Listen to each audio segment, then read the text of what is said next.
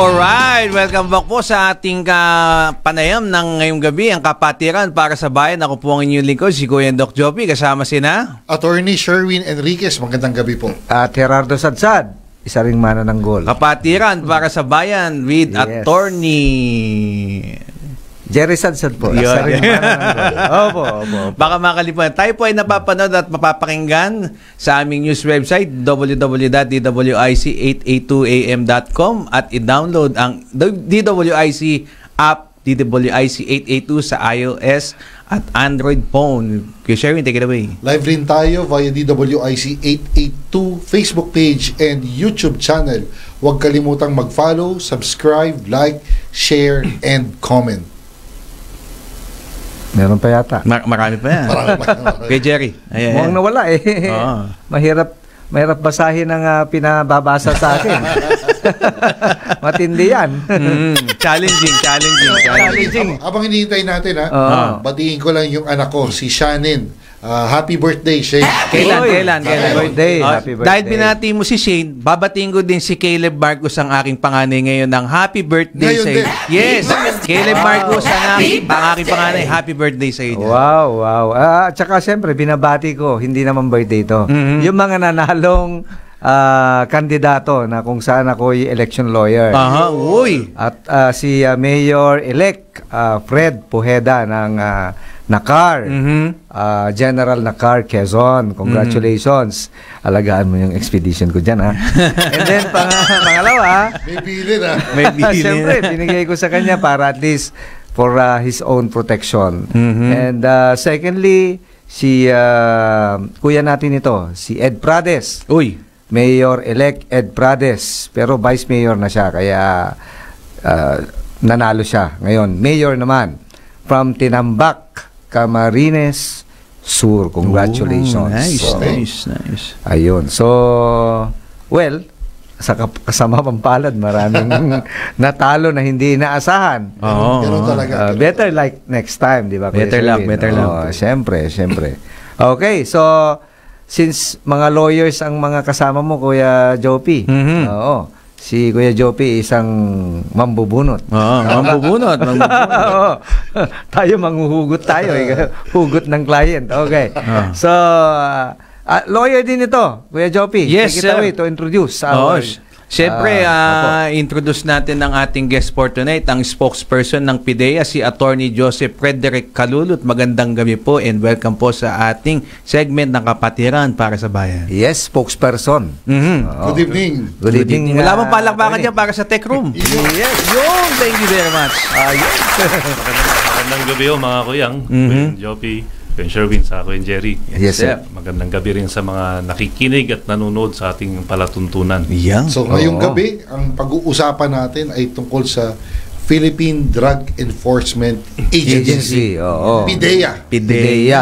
Pero bukod doon siguro kunin din natin kay Attorney Joseph, di ba Joseph o Fred? Si Attorney Pepe. Attorney Pepe. Attorney Pepe. Mas kilalang Attorney Pepe. Yes, pero siyempre bago PIDEA, meron bang agency na o ahensya na namamahala ng ganito? Sir, Attorney. Kuya Jerry, yung PIDEA, na-create ito gawa ng batas na Republic Act 9165. Noong hindi pa na sasabatas ito, meron tayong Republic Act 6425. Uy. Yes. Napakaluma yan. 1972 pa ho yan. Correct. Dangerous Drug Act of 1972. Hindi pa tayo pinapangalan. Tama. Tama. Noong 1972, meron na tayong Dangerous Drugs Board. Yes. 7 pa lang ang mga miyembro niyan. 7. Nung nagkaroon na ng Republic Act 9165 o yung Comprehensive Dangerous Drugs Act of 2002. So it took 30 years bago na amyandahan yung batas na yun. Opo. Andun pa rin yung Dangerous Drugs Board. Doon na rin ho na bigyan ng buhay ang PIDEA. So nung yung 9165 na yan, dinagdagan ng mga membro ng Dangerous Drugs Board. Naging 17 na sila. Ano ba itong Dangerous Drugs Board? Okay. Ito ho yung policy making body ho ng ating bansa. So, dyan ho yung mga polisiya, ginagawa ho nila. At anong trabaho ng PIDEA? Hindi ho kami ang gumagawa ng batas. Mag-implement. Implement. So doon sa pulisiyang ginagawa po, Kuya Joseph o Kuya Pepe, ay sinasagawa naman o ini-implement naman ito ng PIDEA. Yes, Kuyang. So, kunwari sinabi ng Dangerous Drugs Board, may schedule tayo ng mga regulated drugs. Sinasabi na regulated kasi sa batas, nakalagay dyan is dangerous drugs. So, pag sinabi mo dangerous drugs, kasama na dyan yung illegal drug, kasama rin dyan yung regulated drug. Ano ba yung illegal drug? Yan yung sinabi mismo ng batas, bawal ito. Gaya ng shabu, cocaine, yung marijuana, mga ecstasy. Kapag sinabi naman natin regulated drug, ito yung they are not prohibited per se. Nire-regulate lang ng ating batas dahil meron din sila mga addictive factors gaya ng mga morphine. Gamot yan. Correct. Pero regulated. Hindi ka abuse. Valium, Nobain, mga ganun. Tama ko yan. Hindi kayo basta-basta pwedeng pumunta sa parmasiya, over the counter, bibili ka ng morphine. Hindi o pwede. Unless you are an S2 license para makakuha ng... Ano ba yung S2? S2 license is para sa mga prohibited or sa regulated drug na pwedeng i-dispense ng parmasya sa mga mamimili or sa doktor. Okay. So, pag doktor, no? Alam niyo mo. Yes, siyempre, doktor yan si Kuya Jopi. So, paano yung sabihin natin, since complementary ang DDB at saka PIDEA, bakit create pa itong PIDEA samantalang meron na tayong Dangerous Drug Board? Ano ba yung purpose niya? Ano ba yung kahalagahan niya, especially sa dangerous and regulated drugs? Kuya Pepe. Kuya Jerry, kasi ang Dangerous Drugs Board, hindi naman po pwede na since sila yung gumawa ng policy, sila rin na mag-implement. So wala na yung dyan, parang checks and balance. Yes po. So nakalagay din sa batas na PIDEA ang lead agency when it comes to Dangerous Drugs Board. Baka malito ang mga tao, paano ang mga pulis? Ang mga pulis, partner yan ng PIDEA. Pero ang lead agency is PIDEA. We have the NBI, we have the Philippine National Police, yung Coast Guard, AFP, ang NICA. Sila, mga partners ng PIDEA when it comes to implementing the Dangerous Drugs Act law. Yung PIDEA, Kuya Pepe, under siya ng anong office? Yan, Ayun. Kuya Sherwin, ang PIDEA, it is under the Office of the President. Rekta pala. Talagang walang agency na nakakasakop sa kanya. So, walang makakatibag. Reporting siya directly to the President. At saka headed by ano po ito, Kuya Pepe, sir? And the Philippine Drug Enforcement Agency is headed by a Director General with the position of Undersecretary. So, ang ating Director General po ngayon, si Undersecretary Isagani Neres. Hi, sir. Magandang gabi po sa inyo. Opo. So, dati rin po siyang kung hindi nyo may na pulis. Dati po din pa siyang pulis o sundalo na may katungkulan o mataas ang katungkulan. Ano po siya? Kuya Jerry, retired na PNP officer, retired na Major General. Ayun. At the same time, dati rin ho siyang Undersecretary for Military and Police Affairs DND ng Malacanang po. Malacanang. Paano, Kuya Pepe, yung organizational structure ng PIDEA? Meron din ba mga regional offices yan or isang national agency lang siya na Kuya Sherwin, meron ho tayong mga regional offices. So, lahat po ng mga regions, meron hong regional office ang PIDEA. Meron tayong national headquarters located sa Quezon City. Sa NCR naman meron tayong mga district offices. Plus, meron din tayong mga provincial offices. So we have a region, we also have a provincial office. So nationwide din yung niya? Yes po, nationwide in scope din.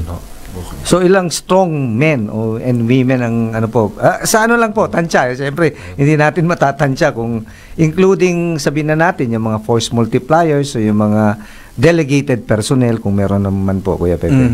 Ang po, Kuya Jerry, ang organic personnel ng PIDEA, kasama yan yung drug enforcement officers natin, yun yung mga agents, plus yung mga administrative and technical positions.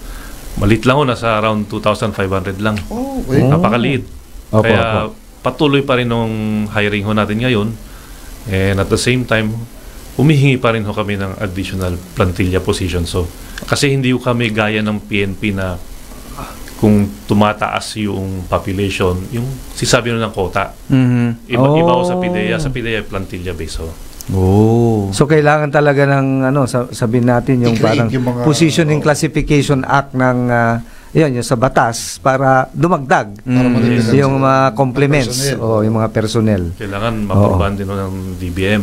Pero allowed din po ba yan Kuya Pepe yung mga force multipliers o mga delegated personnel or community participation, lalong-lalo na siyempre alam naman natin na familiarization ng is from the community, from the members of the community. Ayun, Kuya Jerry, ang force multipliers natin ho dyan is yung mga badak natin, mga barangay anti-drug abuse council. Yes. Meron din po tayong mga barangay officials. Sila yung mga barangay tanod yan. Makasakasama ho natin yan. Because ano bang ginagawa ng badak? Malaki yung trabaho ng badak. Kung akala ko nila simpleng bagay lang po yun. Napakalaki kasi una-una sila ho ang mag-i-ensure na yung barangay ho nila is drug-free. Drug-free, o kaya drug-cleared. Yan. Kasi minomonitor ho ng ating mga barangay officials yan. So yung badak ho natin, kailangan ho active ho yan. Para kung sakali man merong illegal drug activity sa kanilang barangay is immediately gawan nila ng aksyon. Paano aksyon na pwede nilang gawin? I-report po nila sa PIDEA. I-report po nila sa pinakamalapit na police para ang gagawin ng PIDEA at police is i-validate na naman natin. Kasi hindi po lahat ng nire-report tama. Lalo na nitong nakarang eleksyon, alam nyo naman marami mga nagre-report dyan. Sisiraan Correct. Magkasiraan lang. Kuya, nabanggit mo yung i-report sa PIDEA. Ngayon pala, baka pwede pakibanggit na kung may hotline ba ang Yes, para ulit-ulitin natin para at least mabuhay sila na may ganito pala yung PIDEA. Para hotline. Tama mga kuyang, meron tayong Operation Private Eye sa PIDEA. Ano po ito? Ito yung kung meron kayong ni-report sa PIDEA, halimbawa, clandestine drug laboratory. Ni-report niyo yan, may kaukulang reward ho yan. Maximum is 2 million pesos. Wow. Oh my God. Ito po yung number ng ng Operation Private Eye. That's 0917-867-7332. Yun. Ulitin natin. 0917-867-7332. So ito yung number na yung mga nanonood sa atin, yung mga nakikinig sa atin, pwedeng mag-report. Pwede po kung meron silang nakikita na kakaiba na kahina-hina ng mga Yes. Yung sa barangay may drug laboratory na pala. I-report nila yan. Ano bang mga senyales? O kaya mayroong mga drug pusher na nalantaran nagbebenta ng droga. At feeling ng mga drug pusher, mga untouchable sila. Pwedeng i-report direct. Pwede i-report. Tapos pwede rin silang lumapit sa pinakamalapit na pulis. Kaya marami silang pupuntahan. Yes. Alright. So doon pa lang Kuya Pepe, pwede nang halimbawa lang successful yung report na validate, confirm, then successful, meron ng informants reward. Tama po ba yun? Meron na ba? Ano lang natin para sa para lang kamalayan. Para magkaroon sila ng tawag dito encourage. Ma-encourage sila na mag-report ng mga ganyan. Yes, para sa kamalayan ng lahat. Pero sa report pa lang pala, meron na palang reward di ba? Pero speaking of kamalayan pala, congratulations. Nanalo sila sa party days. Kamalayan. Yeah. Congratulations po. Yung sa reward po, dapat successful yung operation. Okay. Yun. Okay. Saka may board din na magko-convene. Mag-identify.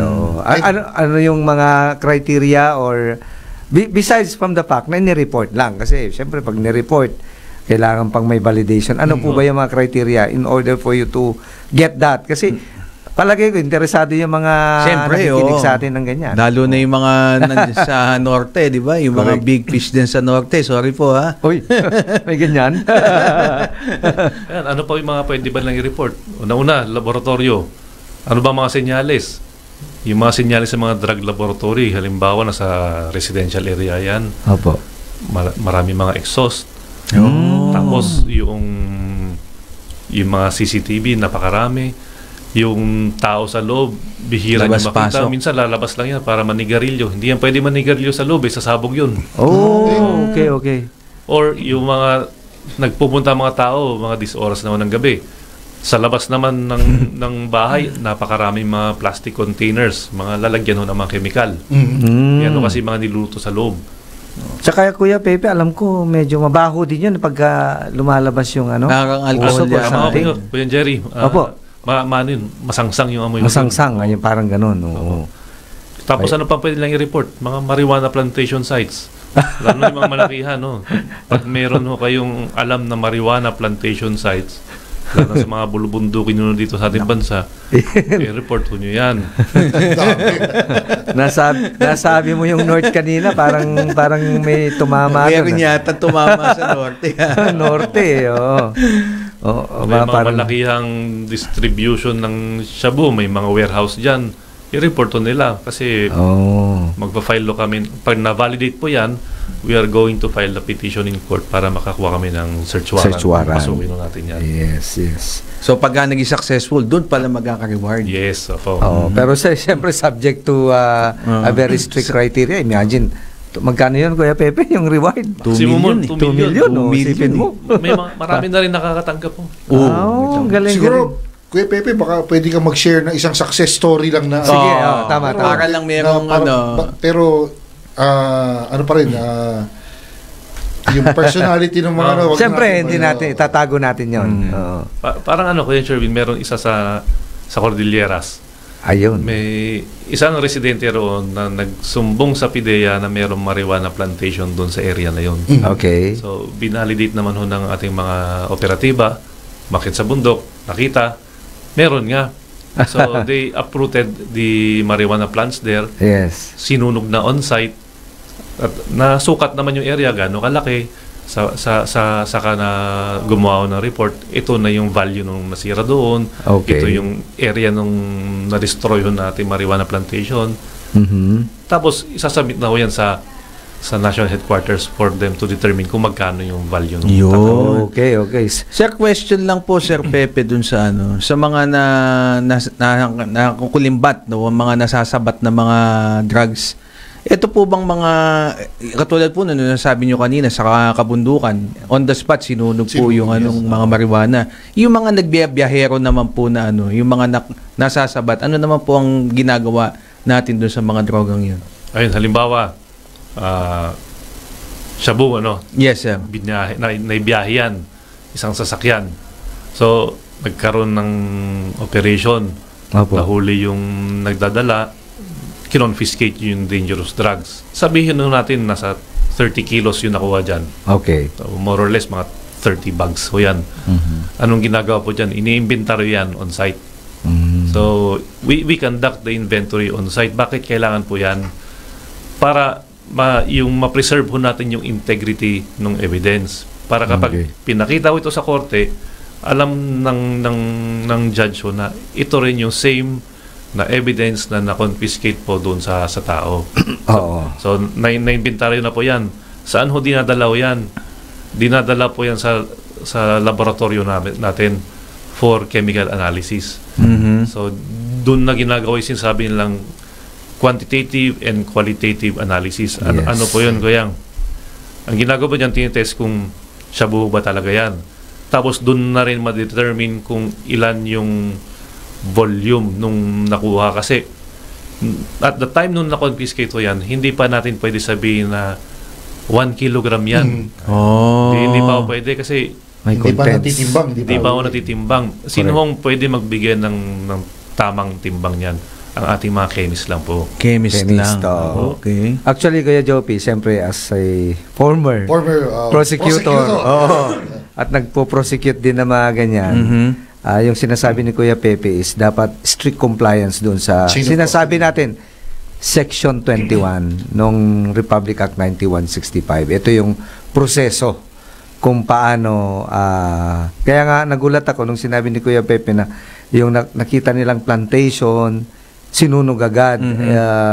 Siguro naman nag-inventory muna si Kuya Pepe after that, and then that's the only time na sunugin kasi it's only upon the order, para sa akin po, upon the order of the court na pag sinabi niya, okay na for disposal na yan, that's the only time. Aha. Oo. Pero, kung meron naman part evidence, kunwari, 1 hektarya yan, siyempre, susunugin mo, pero a portion of that, Sample, may sample, pero yun na lahat. Ang ibig sabihin, it comprises the 1 hectare, kaya lang kailangan lang sunugin, i-dispose, kasi baka kunin pa ng iba. Baka magamit pa. Ma-recycle pa kung tawagin eh. Yes. Kaya siguro tama po ba ako, Kuya Pepe, sir? Tama ko yan, Kuya Jerry. Kaya yung ebidensya, pag tanggal natin yung haka-haka ng mga tao na sinasabi lang nire-recycle. Kasi yung na-inventar yung ebidensya na yan, naipasok sa chemist, after dyan, nasa loob na yan ng evidence room. Hindi mo na pwedeng ilabas yan unless there is a court order. Correct. Oo. Tsaka hindi talaga pwedeng hawakan ng piskal yan. Not until the time na ipipresent yan sa korte. Yes. Oo. At galing yan sa chemist. Hindi pwedeng, kasi sabihin na natin, hindi ko na-identify yung pangalan. Meron kasing piskal sa amin dati sa Manila. Nahawak-hawak niya yung nahawak-hawak niya, which is mali yun. At tinolerate din naman. So yung hawak niyang 1 kilo, sabihin natin 1 kilo, baka 10 gramo na lang natira. Nagamit niya pala. Siyempre, hindi ko pwede sabihin kung sino yon. My God. At natanggal na rin siyang paging piskal. Attorney Pepe, so halimbawa, yung mga sinasabi natin ng mga seized evidence, nag-prosper na yung kaso, natapos na, with finality na. So, ano ngayon ang gagawin doon sa mga ebidensya na yun? Yes. Sinisira po natin yan paano. Halimbawa, bukas meron tayong destruction of dangerous drugs sa distraction. Oo. Malaki yun. That's around 2.2 tons of drug evidence na sisirain po. Halo-halo na yun, sir. Halo-halo na po yan. Lahat na po yan ng yung mga drug evidence na nakumpiskaw natin na meron na hong court order. Kasi po, aside from yung mga natapos na yung kaso, meron din yung malaki ang seizure. Ang gagawin mo ng korte, mag-order ho yan ng taking of representative samples, gaya po ng sinabi ni Kuya Jerry kanina. Yung bulk noon, may sasabihin na sa order na sirain na yan. So, paano yung pagsira natin yan? Dadalhin po yan sa isang thermal facility. Yung thermal facility dapat DENR accredited ho. So, sa 13 Martires po yan bukas, sisirain ho natin yung mga dangerous drugs po doon. Marami ho tayong naimbitahan din na mga mag-witness. Kasama rin ho dyan yung media. Para at least makita ho nila na wala talagang talagang nare-recycle. Speaking of that, yung halimbawa, na-dispose nyo na, nagawa nyo yung accomplishment, very good. How do you report it para at least sa karamihan, alam nila na talagang PIDEA is doing its job very well, sir? Nakaano po yan, Kuya Jerry? Pinadala ko natin mga press release yan sa media. Tapos may mga report to tayong ginagawa sa court after yung mga distraction. So, alam po yun nila na yung ebidensya, kasi may mga representative din ng korte dyan. Yes. At least, alam mo nila na yung ebidensya na naipresenta sa korte na nagkaroon ng order for distraction, yun din yung sinira. Para hindi na ho yan may balik sa markado. Tsaka alam ko, ang PIDEA, meron silang accomplishment report Tsaka, ang gano'ng kadalas po yun, Kuya Pepe? Meron tayong mga weekly accomplishments na binibigay ko yan. So, for this week, itong nakarang linggo lang na ito, ang value po ng nasira na natin, hindi nasira, na nakumpiska po natin, that's around 705 million pesos. Wow! Saan nakuha to? For 1 week lang po yan. For 1 week? Yes po. 700? Opo ko yan. 5 million, So, saan po na ko yan? Bakit? Sa mga anti-illegal drug operations natin na 30 operations ho yan. Doon sa 30, 24 doon by bust. Meron din ho tayong search warrant na ginawa dyan. Dyan ho yung meron na discovering drug laboratory din sa isang subdivision. Tapos marami na aresto dito, 41 na nakakatauhan ng na-aresto. Halo-halo. Itong 41 na to, halo-halo o more on dayuhan? 27 ho dyan ang pusher. Ang dami. 27 Pag pusher, ibig sabihin, Nobel yun. bago lalo pang uminit yung usapan natin, medyo magta-time check po muna tayo kay Jopi. 7:26 po ng gabi, magbabalik po ang Kapatiran para sa Bayan.